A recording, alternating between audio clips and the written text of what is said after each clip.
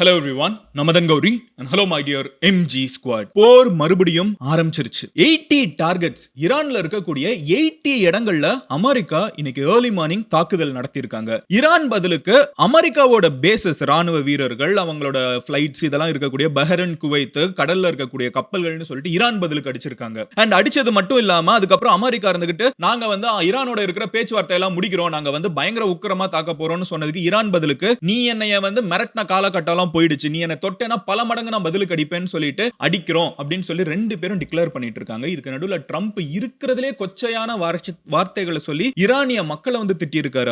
அவங்கள வந்து பைத்தியங்கிறாரு. ஒரு நாட்டோட கோடிக்கணக்கான மக்களை வந்து பைத்தியம்னு சொல்றாரு. அவங்க எல்லாம் வந்து மோசமானவங்க, உலகத்துக்கே மோசமானவங்க, இவங்க எல்லாம் இருக்கவே கூடாதுங்கிற அளவுக்கு பேசுறாரு. அப்புறம் வந்து இவங்களுக்கு எல்லாம் அறிவு இல்ல, அவங்க எல்லாம் கழிவு, ஸ்கம்ங்கிற ஒரு வார்த்தையை சொல்லிட்டு எக்ஸ்பிளனேஷன் கேட்கிறாரு. எல்லாருக்கும் தெரியல அவங்க தான் ஈரானிய மக்கள்னு சொல்லிட்டு ஒரு நாட்டு மக்களை அவங்க துக்கம் அனுசரிச்சிட்டு இருக்கப்போ நிறைய பேர் தெரியாத ஒரு விஷயம் சொல்றேன். நம்ம சேனல் இது வரைக்கும் நம்ம கவர் பண்ணல. World's one of the largest funeral இப்போ நடந்துட்டு இருக்குது. ஈரானோட சுப்ரீம் லீடர் இறந்தது பல மாசத்துக்கு முன்னாடி இறந்தவங்களுக்கு இவ்வளவு நாள் அவரோட உடலை வச்சுட்டு இப்போ வந்து ஒரு ஊரா கொண்டு போயிட்டு அவங்க வந்து நல்லடக்கம் பண்ணணும்னு பார்த்துட்டு இருக்காங்க. இந்த துக்க அனுசரிப்பு நேரத்தில் ட்ரம்ப் இவ்வளோ மோசமா ஒரு நாட்டு கோடிக்கணக்கான மக்களை இப்படி திட்டுறதுக்கான காரணம் என்ன? என்ன நடந்துட்டு இருக்கு மிடில் ஈஸ்ட்ல? இதை தான் இன்னைக்கு வீடியோல நம்ம டீடைல்டா பார்க்க போறோம். காரணம் ரெண்டு விஷயம். ஒன்னு, நம்மளோட தொப்புள் கொடி உறவுகள், நம்மளோட தமிழர்கள், நம்மளோட மலையாளிஸ், நம்மளோட தெலுங்கு, கன்னடிகா, இந்தியர்கள் அத்தனை பேர் அங்க இருந்துட்டு இருக்காங்க. ஃபியூ கிலோமீட்டர்ஸ் அவங்க தள்ளி இருக்கிற இடத்துல இருந்து தான் இந்த போர் நடந்துட்டு இருக்குது. அங்க என்ன நடந்துட்டு இருக்கு? ரெண்டாவது விஷயம், நம்மளோட பாக்கெட்டுக்கு பெட்ரோல், டீசல், இன்னைக்கு எல்லா விலைவாசியும் ஏறி போயிடுச்சு. காரணம் இந்த ஸ்ட்ரைட் ஆஃப் ஹோர்முஸ் தான். மறுபடியும் அங்கேயே கை வச்சிட்டு இருக்காங்க. என்ன நடந்துட்டு இருக்குங்கிறத நான் உங்ககிட்ட டீடைல்டா சொல்ல போறேன். பட் நீங்க வேர்ல்டுல என்ன நடந்துட்டு இருக்குங்கிறதுல ஸ்பெசிஃபிக்கா ட்ரம்ப் மாதிரி ஆட்கள் மிடில் ஈஸ்ட்ல என்னென்ன பண்ணிட்டு இருக்காங்க, உண்மையிலே என்ன நடந்துட்டு இருக்குங்கிற எல்லா விஷயத்தையும் எந்த பயசும் இல்லாம நீங்க கிளீனா தெரிஞ்சுக்கணும்னு நினைச்சீங்கன்னா இந்த சேனலை சப்ஸ்கிரைப் பண்ணி எம்ஜி ஸ்குவாட்ல சேருங்க. அப்போனா தான் நான் போஸ்ட் பண்ற வீடியோஸ்லாம் உங்களுக்கு யூடியூபோட அல்கோரிதம் கரெக்ட்டா வந்து சேர்க்கும். முதல் விஷயத்துல இருந்தே வர ஆரம்பிச்சிடுறேன். என்ன நடந்திருக்குன்னு பாத்தீங்கன்னா, ட்ரம்ப்பும் சரி ஈரானும் சரி ரெண்டு பேரும் ஒண்ணா சேர்ந்து கிட்டத்தட்ட 1 மந்த்க்கு முன்னாடி, அதனால தான் நம்ம 1 மந்த்தா இத பத்தி பெருசா பேசல. 1 மந்த்க்கு முன்னாடி ட்ரம்ப்பும் சரி ஈரானும் சரி ஒரு பேச்சுவார்த்தைக்கு வந்து ஓகே நம்ம வந்து ஒரு 60 டேஸ் எடுத்துப்போம், 60 நாட்கள். இந்த 60 நாட்கள் எதுக்குன்னா நம்ம வந்து இந்த போரை கம்ப்ளீட்டா நிறுத்துறதுக்கு. இந்த 60 days is called ceasefire, means டெம்பரரியா இந்த போரை நிறுத்தி வச்சிடுறோம். இந்த 60 டேஸ்ல அவங்க செய்ய வேண்டிய வேலை என்னன்னு பாத்தீங்கன்னா, எந்த சைடு இருந்தாலும் மக்கள் இறந்து போறாங்க, மக்கள் துன்பப்பட்டு இருக்காங்க, வேர்ல்டு ஃபுல்லா விலைவாசி ஏறிட்டு இருக்குது, அத்தனை பேர் கஷ்டப்பட்டு இருக்காங்க. இதை நிறுத்துறதுக்கு நம்ம இந்த போரை நிறுத்திக்கலாம்னு ரெண்டு பேரும் அண்டர்ஸ்டாண்டிங் வந்துட்டாங்க. சுமூகமா முடிஞ்சிருச்சு. ஆனா இந்த சீஸ் ஃபயர்ல 60 நாள் அதை பேசுறதுக்கு பதிலா, பெர்மனன்ட்டா இந்த போரை முடிக்கிறதுக்கு பேச்சுவார்த்தை நடத்துறதுக்கு பதிலா என்ன பண்ண ஆரம்பிச்சிட்டாங்கன்னா, ரெண்டு சைடு மாத்தி மாத்தி குற்றம் சொல்றாங்க. ஃபர்ஸ்ட், ஈரான் வந்து இப்போ இந்த ஸ்பெசிஃபிக்கா இப்போ மறுபடியும் இவ்வளவு பெரிய தாக்குதல் ரெண்டு சைடும் நடக்கிறதுக்கு காரணம் என்னன்னு நான் சொல்லிடுறேன். ஈரான் வந்து ஃபர்ஸ்ட் டிக்ளேர் பண்றாங்க. எம்பி கலிபாஃப் அப்படிங்கிறவர், அவங்களோட பார்லிமெண்டரி ஸ்பீக்கர், அவர் என்ன சொல்றாருன்னா, மெமரண்டம் ஆஃப் அண்டர்ஸ்டாண்டிங், நாங்களும் அமெரிக்கா ஒரு அண்டர்ஸ்டாண்டிங்ல இருந்தோம், அதை வந்து அமெரிக்கா பயங்கரமா உடைச்சிட்டாங்க. என்னென்ன உடைச்சிருக்காங்க?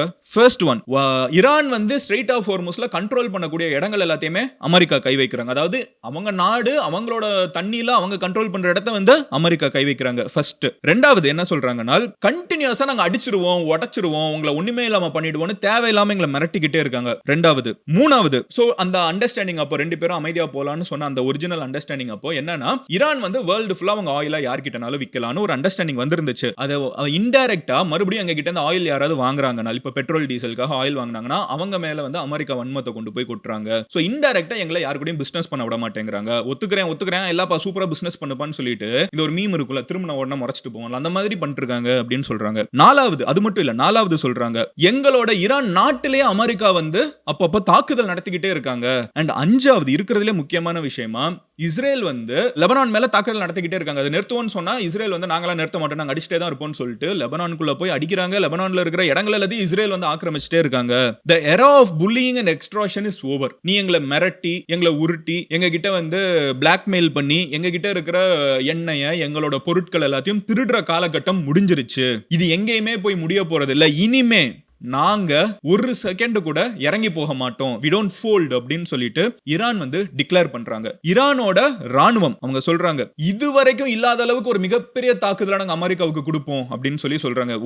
ஒழுங்கா இருந்துக்க, தேவையில்லாம எங்களோட பிசினஸ்ல கை வைக்காத, எங்களோட தொல்லை பண்ணாத, நீ எங்களோட இடத்தை அவ்வளவு நாசமாக்கிட்ட, ஒழுங்கா கிளம்பி போ, 60 நாள் நீ அதுக்கு தானே கேட்ட, கிளம்பி போ. இதுதான் ஈரானோட விஷயம். இப்படி இருக்கிறப்போ 3 கப்பல்கள் இன்னைக்கு ரொம்ப ஏர்லி மார்னிங்ல ஸ்ட்ரைட் ஆஃப் ஹோர்முஸ்ல போயிட்டு இருந்திருக்குது. ஈரான் என்ன சொல்றாங்கன்னா, நாங்க அவங்க கிட்ட இங்க இது எங்களோட இடம், இந்த இடத்துல நீங்க தாண்டி போறீங்க, எங்களுக்கு டோல் கட்டிட்டு போங்க அப்படிங்கிற ஒரு விஷயத்தை நாங்க சொல்றோம். நாங்க சொன்னதுக்கு இந்த 3 கப்பலும் கேட்க மாட்டேங்கிறாங்க. கண்டினியூஸா போயிட்டே இருக்காங்க.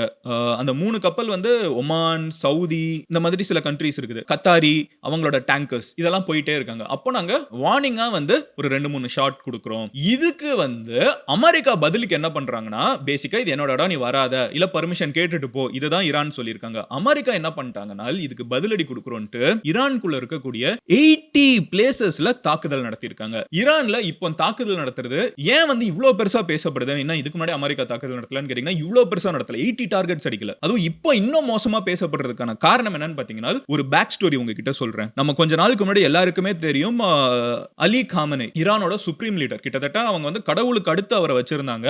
அவர் வந்து அமெரிக்கா நடத்தின தாக்குதல்ல இறந்து போறாரு. ஈரான் வந்து அவரோட உடலை வந்து அடக்கம் செய்யல. இவ்வளவு நாள் வந்து பாதுகாத்து எல்லாமே முடிஞ்சதுக்கு அப்புறம் அவரோட உடலுக்கு வந்து நியாயம் வாங்கி தருவோம்லாம் ஈரான் சொல்லியிருந்தாங்க. இப்போ போர் முடிஞ்சிருச்சுன்னு நினைச்சிட்டு இருந்த நிலைமையில இப்போ என்ன சீஸ் ஃபயர் வந்துருச்சு. 60 டேஸ் பேச்சுவார்த்தை தான் அமெரிக்கா ஈரான் போர் முடிஞ்சிருச்சுன்னு நினைச்சிட்டு இருந்த அந்த நேரத்துல ஈரான் வந்து அவரோட உடலை இப்பதான் வந்து ஃபியூனரல் ப்ரொசஷன் கொண்டு போறாங்க. உடலை வந்து அடக்கம் செய்யறதுக்கு முன்னாடி ஒரு ஊர்வலம் கொண்டு போவாங்கல்ல. You won't believe the crowds, crores of people, not lakhs, not thousands, ஆயிரத்திலும் லட்சங்களையும் இல்ல, கோடிக்கணக்கான ஈரானிய மக்கள், ஈராக்கி மக்கள், பக்கத்து கண்ட்ரிக்கு போகுது உடல். அங்க ஈராக்கி மக்கள் வந்து அத்தனை பேர் கிராமங்கள்ல இருந்து ஊர்ல இருந்து எத்தனையோ பேர் வந்து அவருக்காக அஞ்சலி செலுத்திட்டு இருக்காங்க. அந்த உடலை கூப்பிட்டு போறது யாருன்னு பாத்தீங்கன்னா ஈரானோட பிரசிடென்ட், கூடவே ஈரான்ல இருந்து ஈரானிய தலைவரோட உடல் வந்து ஈராக்குக்குள்ள பக்கத்து கண்ட்ரிக்குள்ள கொண்டு போறாங்க. அங்க அவ்வளவு கூட்டம். கூப்பிட்டு போறது வந்து ஈரானோட பிரசிடென்ட். ஏன்னா அங்க இருக்கவங்களுக்கும் இவர்தான் தலைவர்னு அவங்க பாக்குறதுனால அங்க இருக்கக்கூடிய மக்கள் அவ்வளவு கூடுறாங்க.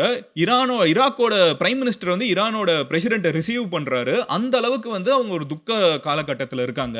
இந்த நேரத்துல ட்ரம்ப் வந்து இந்த தாக்குதல் 80 தாக்குதல்கள் வந்து நடந்திருக்குது. பதிலுக்கு அவங்களும் அடிக்க ஆரம்பிச்சிட்டாங்க. இது முடிஞ்ச உடனே இப்போ வந்து press conference, NATO press conference நடந்துட்டு இருக்குது. அப்ப ட்ரம்ப் உட்கார்ந்துட்டு இருக்காரு. அப்ப ட்ரம்ப் பேசுற விஷயங்கள் நான் உங்ககிட்ட சொல்றேன். சீரியஸா அன்பிலீவபிள்ங்க. No matter who you are, ஒரு நாட்டோட பிரசிடென்ட் வந்து இன்னொரு நாட்டு பொதுமக்களை இப்படி பேசுறதா?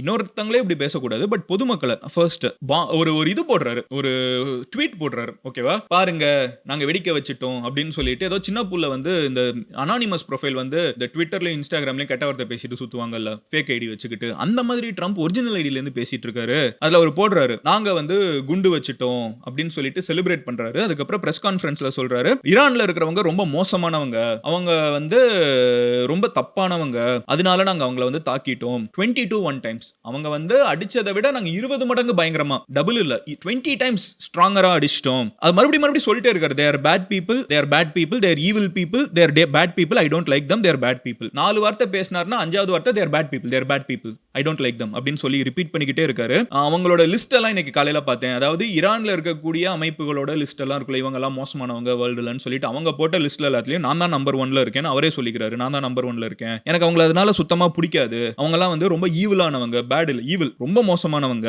அப்புறம் வந்து அவங்க எல்லாம் வந்து கொஞ்சம் கிரேசினா இங்கிலீஷ்ல இந்த கனோட்டேஷன்ல எப்படி வரும்னா அது மென்டல், அந்த மாதிரி ஒரு நாட்டு மக்களை சொல்றாரு. சொல்லிட்டு அந்த மாதிரி ஆட்கள் கையில எல்லாம் ஆயுதங்கள் இருக்க கூடாது, அண்ட் அவங்களை எப்பவுமே I don't like them at all, எனக்கு எங்க எப்பவுமே அவங்கள சுத்தமா பிடிக்காது. எனக்கு தெரிஞ்சு இவ்வளவு நாள் இந்த பேச்சுவார்த்தை ஈரான் கூட வந்து அமைதியா போகணும் இதெல்லாம் பண்ணிட்டு இருந்தது வந்து வேஸ்ட் ஆஃப் டைம். ஈரானுக்கு வந்து அவ்வளோ வெயிட்டேஜ் நம்ம கொடுக்க தேவையில்லை, இதெல்லாம் வேஸ்ட் ஆஃப் டைம். 47 இயர்ஸா வந்து அமெரிக்காவுக்கும் ஈரானுக்கும் பிரச்சனை இருக்குது. உண்மையிலே அவங்களுக்கு வந்து அறிவெல்லாம் இருந்திருந்தா அவங்க எப்பவோ அமைதியா போயிருப்பாங்க. அமெரிக்காவை எதிர்த்து அவங்க இவ்வளவு நாள் நின்றுக்க மாட்டாங்க. அவங்களுக்கு அந்த அளவுக்கு யோசிக்கிற திறன்லாம் இல்ல, இன்னமும் எதிர்த்து நின்னுட்டு இருக்காங்க. 47 இயர்ஸா நின்னுட்டு இருக்காங்க. சோ இவங்களோட முதல் செட் ஆஃப் லீடர்ஸை நம்ம காலி பண்ணிட்டோம். சோ யாரு இப்போ சொல்றாங்கல்ல, இப்போ சுப்ரீம் லீடர் அவங்களோட உடல் எடுத்துட்டு போயிட்டு இருக்காங்களா, அதை அவர் பெருமையா சொல்றாரு. என்னதான் இருந்தாலும் ஒருத்தங்க இறந்ததுக்கு அப்புறம் நீ எதிரியா இருந்துக்கோ, நீ பல வருஷமா பகையா இருந்துக்கோ, பட் ஒருத்தங்க இறந்துட்டாங்க, இறந்தவங்களுக்கான மரியாதையை கொடுக்கணும்ல. பட் இவர் அவரை வந்து இவர் சொல்றாரு, அவங்களோட ஃபர்ஸ்ட் செட் ஆஃப் லீடர்ஸை நாங்க காலி பண்ணிட்டோம், அதுக்கப்புறம் செகண்ட் செட் வந்தாங்க அவங்களையும் காலி பண்ணிட்டோம். இது யாரை மீன் பண்றாருன்னு பாத்தீங்கன்னா அலி காமினை இருக்காங்கல்ல, அவங்களோட பையன், அவங்க தான் வந்து மோஜ்தபா காமினை. சோ அவங்க தான் வந்து அடுத்து அங்க இருக்கக்கூடிய லீடர், அதெல்லாம் பேசிட்டு இருக்கப்போ, ஆனா இந்த தடவை அவ்வளோ பெரிய ஒரு ப்ரொசஷன் அவங்க அப்பாக்காக அவங்களோட அப்பாவோட உடலை வச்சுட்டு பல நாடுகள்ல நடந்துட்டு இருக்கப்போ அவங்களோட பையன் அங்க வரவே இல்லை. அமெரிக்கா ரொம்ப நாளா மெயின்டைன் பண்றது என்னன்னு பாத்தீங்கன்னா, அவங்க பையன் வந்து பயங்கரமா அந்த தாக்குதல்லே வந்து அடிபட்டுருச்சு, அவங்களால நடக்க முடியாது, அவங்க வெளியே வர முடியாது அப்படி இப்படின்னு சொல்லிட்டு இருக்காங்க. அததான் இவர் என்ன சொல்றாருன்னா, செகண்ட் செட் ஆஃப் லீடர்ஸையும் நாங்க காலி பண்ணிட்டோம், இன்னமும் அவங்களுக்கு வந்து தப்பா பேசுறாரு. இன்னமும் அவங்களுக்கு வந்து அந்த தாட் வரல. இன்னமும் அவங்களுக்கு வந்து அமைதியா போணும், அடங்கி போணுங்கிற ஒரு இது வரல. எப்படி என்னமோ அவரோட அவரோட பாயிண்ட் ஆஃப் வியூல அவரு சொல்றாரு. அதுக்கப்புறம் என்ன சொல்றாருன்னு பார்த்தீங்கன்னா, இவங்கலாம் வந்து கேன்சர். இது இந்த ஒரு வார்த்தையும் சொல்றாரு. ஈரானிய மக்கள் வந்து கேன்சராம். இந்த மாதிரி இருக்கக்கூடியவங்கள வந்து ரொம்ப சீக்கிரமா கேன்சர வந்து சீக்கிரமா கட் பண்ணி எடுத்தரணும். அந்த மாதிரி இங்க இருக்கிறவங்களே கட் பண்ணி எடுத்தரணும். முதல்லலாம் வந்து அவர் ஸ்பெசிஃபிக்கா சொல்வாரு. Iranian leadership, Iranian leaders.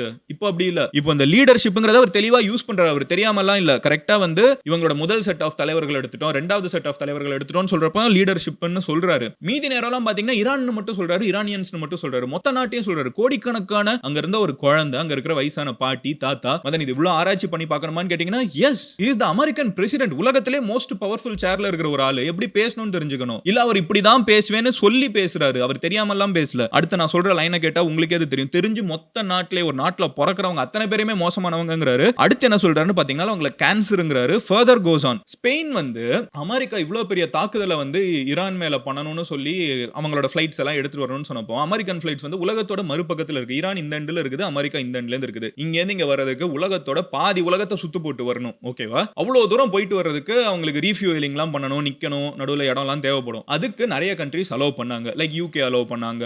I think France இந்த மாதிரி சில கண்ட்ரீஸ் அலோவ் பண்ணாங்க. ஸ்பெயின் வந்து அலோவ் பண்ணல.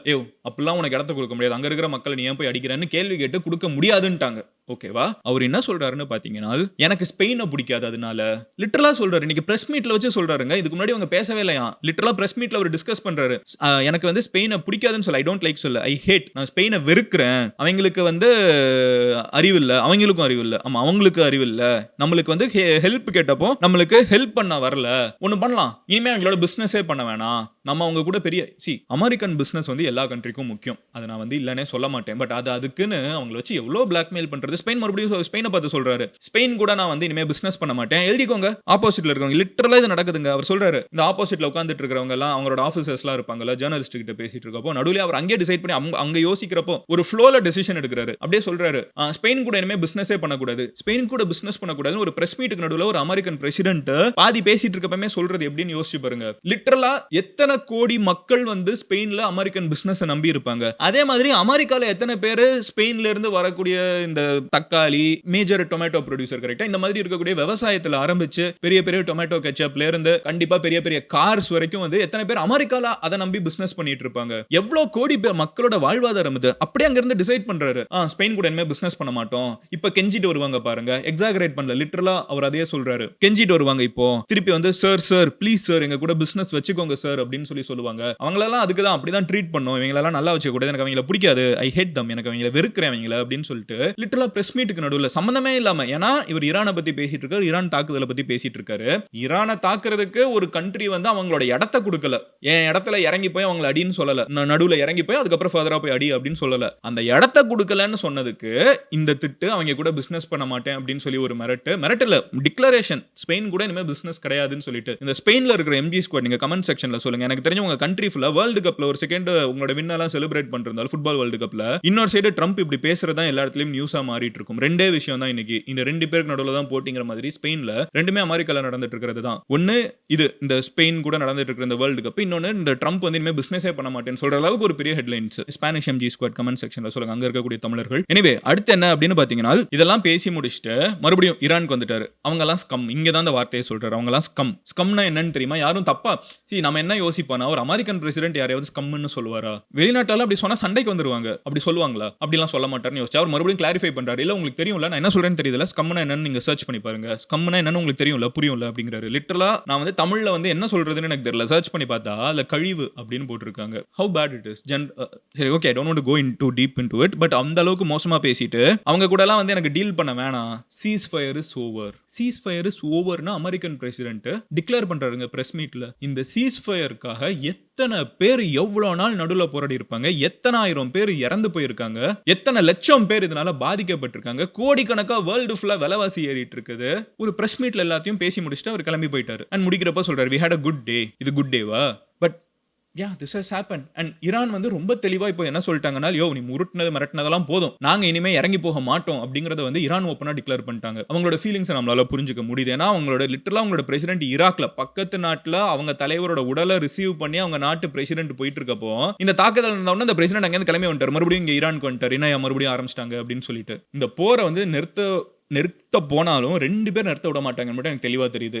ஒன்னு இஸ்ரேல். அது நம்மளுக்கு பெரிய எக்ஸ்பிளனேஷன் தேவையில்ல. நம்ம எம்ஜி ஸ்குவாட் எல்லாருக்குமே தெரியும். சப்ஸ்கிரைப் பண்ணி ஃபாலோ பண்ணிருக்கிற எல்லாருக்கும். 2வது ட்ரம்ப். அதுக்கும் எக்ஸ்பிளனேஷன் தேவையில்ல. இது எம்ஜி ஸ்குவாட்ல எல்லாருக்குமே தெரியும். இது வந்து பெருசா ஃபாலோ பண்ணவே இல்ல. ட்ரம்ப் அப்படிப்பட்ட ஒரு ஆள் தான். But this is the situation now. இது பெரிய போரா ஆக போகுதா இல்லையான்னு நெக்ஸ்ட் ஃபியூ டேஸ் டிசைட் பண்ணும். இதோட இவங்க வந்து இந்த ஒரு பெரிய 80 இடங்கள்ல இவங்க தாக்குதல் பண்றதும் இவங்க பதிலுக்கு அமெரிக்கன் பேசஸ் சுத்தி இருக்கிற நாடுகள் எல்லாம் இந்த தாக்குதல்ல என்ன பிரச்சனைனா அமெரிக்கன் பேசஸ்ல தான் அடிக்கிறோம்னு சொன்னாலும் அது அங்க எங்கன்னு செதறி போறப்போ இறந்து போறாங்க. அதுல இந்தியர்களே இறந்து போயிருக்காங்க. கொஞ்ச நாளுக்கு முன்னாடி பார்த்தோம் குவைத்னு நினைக்கிறேன். ஏர்போர்ட்ல சும்மா ரொம்ப வருஷமா டெய்லராங்க வேலை பார்த்துட்டு இருக்காரு. வீட்டுக்கு கிளம்பி வரணும்னு நினைச்சிட்டு இருக்கப்போ அவங்க மேல தாக்குதல் நடந்தா அவர் இறந்து போயிட்டாரு. இந்தியன். அவருக்கும் இந்த போருக்கு என்ன சம்பந்தம்? இதுதான் நம்மளுக்கு அச்சத்தை கொடுக்குது. பட் ஓவரால் இதுதான் இது வரைக்கும் நடந்திருக்குது. Next few days are very very crucial. என்ன நடக்குதுங்கிற எல்லா விஷயத்தையும் நான் உங்ககிட்ட கரெக்டா அப்டேட் பண்றேன். பட் நீங்க அதை பார்க்கணும்னு நினைச்சீங்கன்னா சப்ஸ்கிரைப் பண்ணுங்க. அப்போனா தான் உங்களுக்கு எல்லா வீடியோஸும் இந்த மாதிரி மிடில் ஈஸ்ட்ல என்னென்ன நடந்துட்டு இருக்குது, நம்மளோட உறவுகளை சுத்தி என்னென்ன நடந்துட்டு இருக்குது, எல்லா விஷயமும் உங்களுக்கு கரெக்டா வந்து சேரும். I'll see you tomorrow. நீங்க என்ன பர்சனலா ஃபாலோ பண்ணணும்னு நினைச்சீங்கன்னா எந்த சோஷியல் மீடியாலனாலும் மதன் கௌரின்னு சொல்லி சர்ச் பண்ணுங்க. ஈஸியா என்ன ஃபாலோ பண்ண முடியும். Love you all. Take care. Bye. Cheers MGs. God bless MG Squad.